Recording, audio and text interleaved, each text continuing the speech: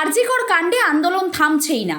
বৃহস্পতিবার সারা রাজ্যের সঙ্গে উত্তর দিনাজপুরের করণদিঘিতেও মশাল মিছিল করল বামপন্থী যুব ছাত্র সংগঠন। করণদিঘি থানার সামনে থেকে মিছিল শুরু হয়েছে বিডিও অফিস পর্যন্ত। আরজিকরের মহিলা চিকিৎসকের হত্যার অভিযুক্তদের দৃষ্টান্তিমূলক শাস্তির দাবি জানিয়ে মশাল মিছিল করেন বামপন্থী ছাত্র যুবদের। অভিযোগ, মুখ্যমন্ত্রী মমতা ব্যানার্জি কামদুনি থেকে আরজিকর প্রতিটি ঘটনায় চেপে দেবার চেষ্টা চালাচ্ছেন। বামপন্থী ছাত্র যুবরা আন্দোলন করলেই তাদের মিথ্যে মামলায় আন্দোলনকারীদের ঘরে ঢুকিয়ে দেবার চেষ্টা চালানো হচ্ছে। বামপন্থী ছাত্র যুবরা কোনোভাবেই থেমে থাকছে না। এই রাজ্যকে মহিলাদের বাসযোগ্য যতদিন না হচ্ছে ততদিন বামপন্থী ছাত্র যুবরা ততদিন থামবে না। যুব ফেডারেশনের করণদিঘি লোকাল কমিটির সম্পাদক গৌরব কর্ণ আর কি জানালেন শুনুন। আজকে মশাল মিছিল আরজিকরে যে ধর্ষণ হয়েছে সে ধর্ষণের ঘটনার বিচার চেয়ে আজকে রাজ্য জুড়ে আন্দোলন চলছে। তারই একটা স্বরূপ আমাদের করণদিঘিতে এসএফআই ডিওয়াইএফআই ছাত্র যুবদের উদ্যোগে একটা মশাল মিছিল আয়োজন করা হলো। এই মিছিল আমরা মূলত করণদিঘি থানার সামনে থেকে শুরু করেছি। আমরা হসপিটাল পার করে আমরা হাই স্কুল থেকে নিয়ে বাজার থেকে নিয়ে ব্লক পর্যন্ত মশাল হাতে নিয়ে আমরা হাঁটলাম বিচারের দাবিতে। মূলত কি দাবি নিয়ে? দাবি মূলত হচ্ছে যে এই রাজ্যের মুখ্যমন্ত্রী মমতা ব্যানার্জির পদত্যাগ। কারণ আমরা জানি যতদিন তিনি মুখ্যমন্ত্রীর চেয়ারে রয়েছেন তা এই রাজ্যের কোনো ধর্ষিতা বিচার পাবে না। আমরা আগেও দেখেছি কামদুনির ঘটনায় যে কীভাবে আজকে যারা ধর্ষক তারা ঘুরে বেড়াচ্ছে।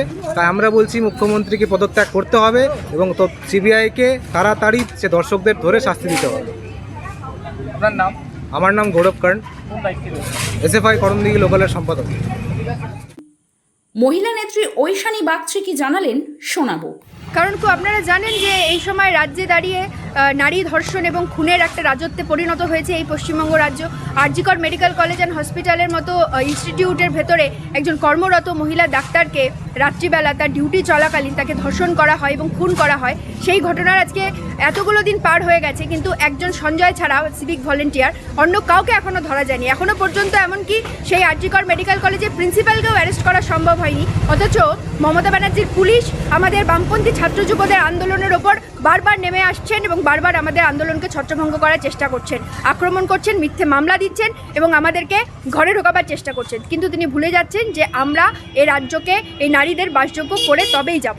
তাছাড়া যতক্ষণ না পর্যন্ত এই ধর্ষণের রাজ্য থেকে আমরা উদ্ধার পাচ্ছি ততক্ষণ পর্যন্ত আমাদের এই আন্দোলন চলবে। আজকের এই মূলত মশাল মিছিল কি কারণে? মূলত আরজিকরের যিনি ধর্ষিতা হয়েছেন, যে তিলোত্তমা, তাকে যারা ধর্ষণ করে খুন করেছেন সেই দোষীদেরকে অবিলম্বে ধরতে হবে, অ্যারেস্ট করতে হবে এবং তাদের দৃষ্টান্তমূলক শাস্তি দিতে হবে।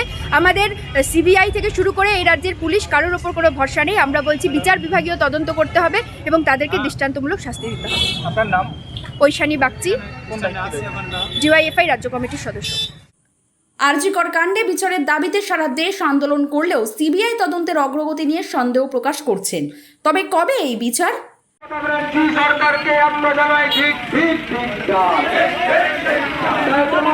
আমার গলায় রাজ্য জুড়ে গোটা যারা মহিলাদের উপর নির্যাতন মুখ্যমন্ত্রী জবাব চাই, জবাবদার। উত্তর দিনাজপুরের করণদিঘি থেকে Abhi Sinha report, SBN Bangla news.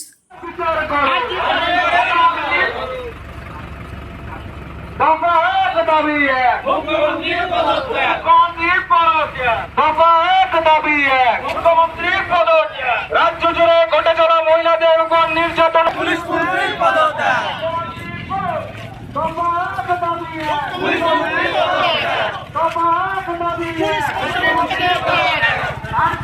ধর্ষকদের আড়াল করতে মুখ্যমন্ত্রী জবাব চাই,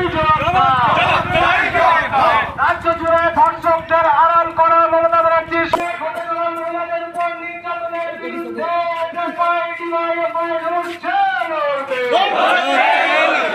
আরজিকরে ধর্ষকদের আড়াল করতে মুখ্যমন্ত্রী মমতা ব্যানার্জি জবাব চাই, এই জবাবের দাবিতে রাজ্য জুড়ে তৃণমূল কংগ্রেস সরকারকে জানাই এই সরকারকে আমরা জানাই ঠিক।